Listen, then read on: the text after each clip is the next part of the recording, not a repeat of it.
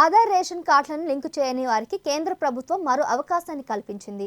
Aadhaar ration కార్డులను link చేసుకునేందుకు మరో 3 నెలల పాటు గడువును పొడిగిస్తున్నట్లు ప్రకటించింది.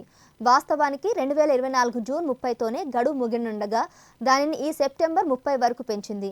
దేశంలో రేషన్ కార్డులు విపరీతంగా దుర్వినియోగం అవుతున్న నేపథ్యంలో అవకతవకల్ని అడ్డుకునేందుకు ఆధార్ రేషన్ కార్డులను ఖచ్చితంగా లింకు చేసుకోవాలని కేంద్రం గతంలో ఆదేశించింది. దీంతో చాలా మంది వీటిని అనుసంధానం చేసుకున్నారు. అయితే ఇంకా అనుసంధానం చేసుకోవారి కోసం కేంద్రం మళ్ళీ గడువు పెంచింది.